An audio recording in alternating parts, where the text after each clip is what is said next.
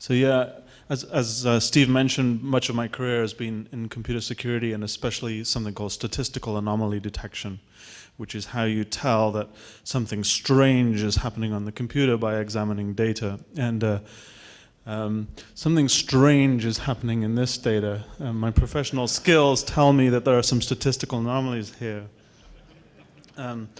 And I decided early on that at least in the data that was in the public domain, the reserves data is so poor because of these kinds of problems with the OPEC data that there's almost nothing you can conclude from reserves with any reliability. And so I've mainly looked at production data.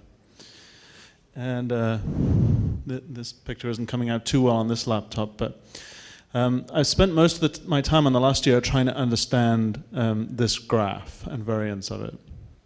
And what you see here is monthly production numbers. The green is according to the US Energy Information Agency, and the plum is according to the International Energy Agency, an OECD organization. And as you can see, the monthly numbers, which have the little data squares on, go up and down. And I've added to them some centered moving averages, which kind of smooth out and show the trends. And this is from the beginning of 2002, and you can see it rises as we came out of the last recession from the end of the .com crash. That'd be great. Yeah, thanks.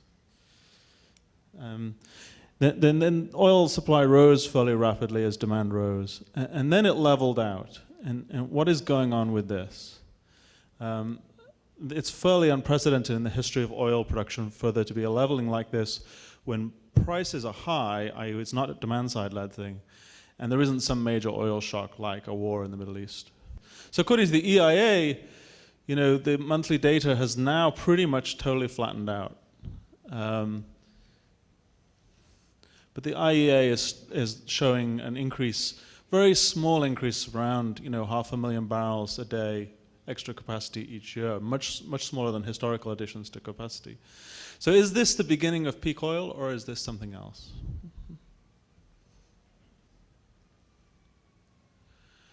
Well, during that time, we're starting in the public domain to get an increasingly good understanding of new capacity. Several people, Chris Schabowski's one, Rembrandt Koppelaar in the Netherlands, have been producing tabulations of all the new projects coming on. And this is Chris Schabowski's latest mega projects assessment. So this is how much new capacity is coming on. He believes this is a number for 2005, estimate for 2006 and out years. And so during this period when, according to the EIA, actual production was flat, was not increasing, there's sort of 2.5 or 3 megabarrels per day of new capacity coming on. And so obviously, a similar amount, or if you believe the IEA, slightly less, bad things must have been happening to compensate for that and keep production flat. But what causes this is much less well understood. I mean, obviously most of it's depletion, and then a little bit of it's hurricanes and Iraq and Nigeria and so forth. And so in sort of saying, well, is this the beginning of the plateau that, the peak oil plateau that we go into before we eventually begin to decline? The question is this number going to get bigger? This number is going to get a little bit bigger over the next few years by maybe roughly 1 million barrels per day, more than we've been getting in recently. And then the question is this number going to get bigger or not? Well, one way to look at it is the rise here mostly came from 2 countries, Saudi Arabia and Russia. Essentially, this data is for Saudi Arabia, and what you see here is the Baker Hughes oil rig count. And what you should see is the production data from both the Joint Oil Data Initiative and the EIA. And what they show is that Saudi Arabian production has been essentially flat for the last 2 years and has declined very slightly in the last 6 months. And whereas the oil rig count, was sort of flattish, they were making a modest effort. They had about 20 rigs in country, and in the last 2 years, they have spiked up to 55 rigs and apparently still climbing rapidly. And that has produced no increase in production at all, according to the two data sources that we have publicly. So this is Russia, and again you see the large spike in oil rig count, that there's increasing effort going into increasing Russian oil production. And through this period, there were about 800,000 barrels a day per year were being added each year. In the last 2 years, that slowed down, and they're only adding about 250,000 barrels a day of new capacity. So although they have they're not totally flat the way Saudi Arabia is now, you do see enormous increases in effort and decreasing response to that effort in the production. So, and both these graphs, were they fully present, are to me fairly alarming suggestions that the leading two countries that produced most of the recent increases from 2002 to 2004 are no longer increasing despite evident signs of trying harder. So another way of getting at this is this methodology called Hubbert linearization that was developed by Hubbert and has been made famous by Professor DeFays. How many people have read his book? Yeah, most of the audience, right. So if you take the annual production numbers and you divide annual production by all the production that's ever occurred, and you plot that against all the production that's ever occurred, in many cases you find that after a while it settles down to a straight line. And if you extrapolate that straight line, it sort of makes a prediction about the total amount of oil that will ever be produced. And this works beautifully in the US, and this was essentially roughly the method that Hubbert used to predict the US peak. And it works beautifully in the North Sea, and it works beautifully in Romania, and it works beautifully in most places that are now mature enough that we sort of are starting to know the answer. And if you do it for the world as a whole, as Professor DeFays has done, then you find that it projects out that we are somewhere eventually we'll have around a little over 2 trillion barrels of oil produced. And it says that we're pretty close to the peak. The problem is there's significant uncertainty in this method. You have to decide where you're going to draw this straight line to. And if you were to pick slightly different, starting points and ending points, then you would get slightly different answers. And that variation gives you some sense of the uncertainty in the method. And so I do these stability analyses where I vary that over all the possible starting points and ending points and find, what do you estimate the final UOR, the total amount of oil produced, will be as a function of those starting points and ending points in doing that extrapolation. And you find that you're basically relying on this small, rather bumpy surface to be your estimate. And so doing that kind of thing, if putting this back now this is oil production from 1860 through 2040, I believe. This is the actual data, which obviously is messy. And then this is this Hubbert logistic curve. And this is so this is sort of the central one, which says peaks in about 2007. But if you sort of take from the stability analysis the range of error in that, you'll find around 4 or 5 years of uncertainty around 2007. Now, Professor DeFays he seems to believe that very precisely this method tells you that it's sort of December 2005 within a matter of days. And with all due respect to him, I believe he's in error, that there's significantly more uncertainty that he's not appreciating in the method. But it's another data point that suggests, again from production data, that we're in the zone of peak oil. But one good thing that comes out of this kind of analysis is it's rather optimistic about future decline rates.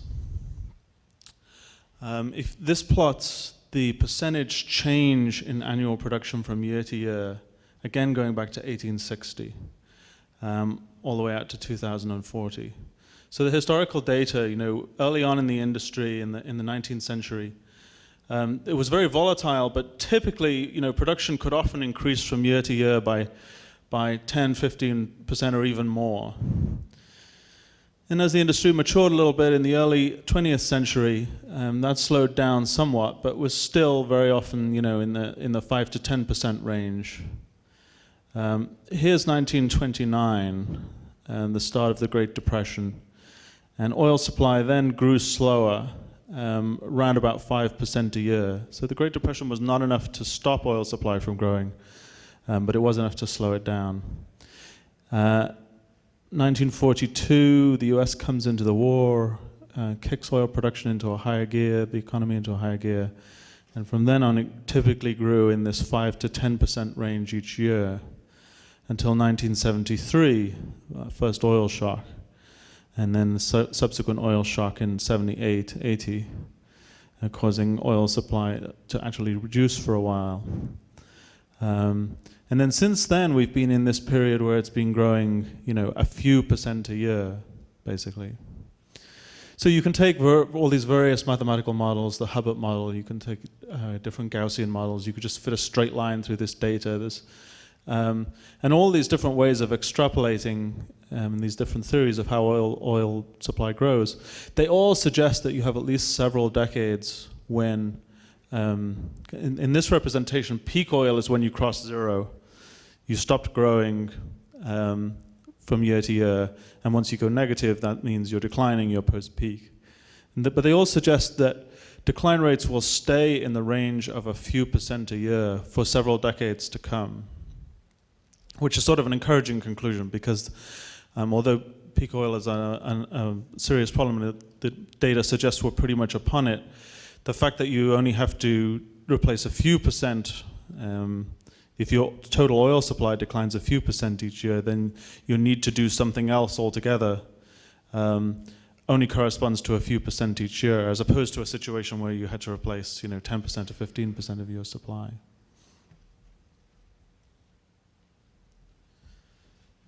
To look at price data very quickly. This is the last few years of price.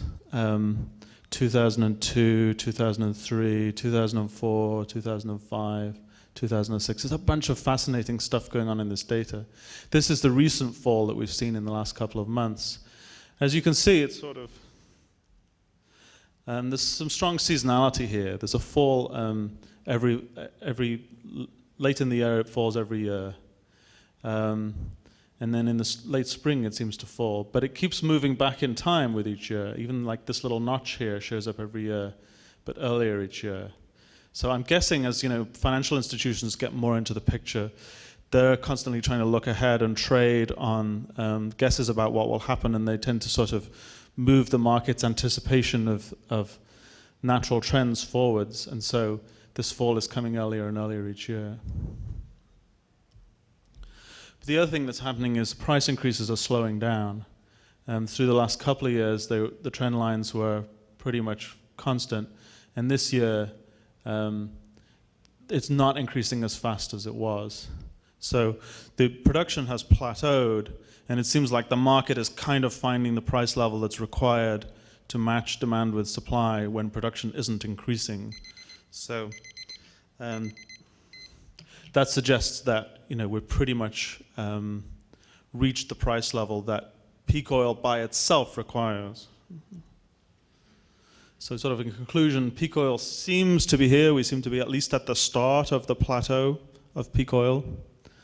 That seems to be sort of priced in.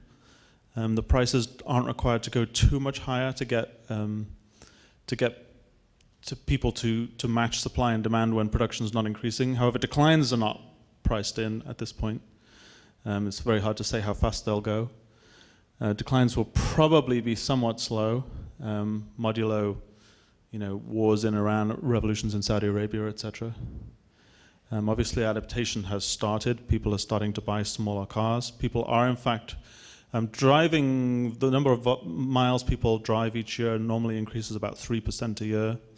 In the US, it has not increased at all in the last 2 years. So there is some adaptation on the margin. And obviously, that's a process we're all going to be doing for the next few decades. But as you will have noticed, civilization has not collapsed yet, so it's not the end of the world to be at peak oil.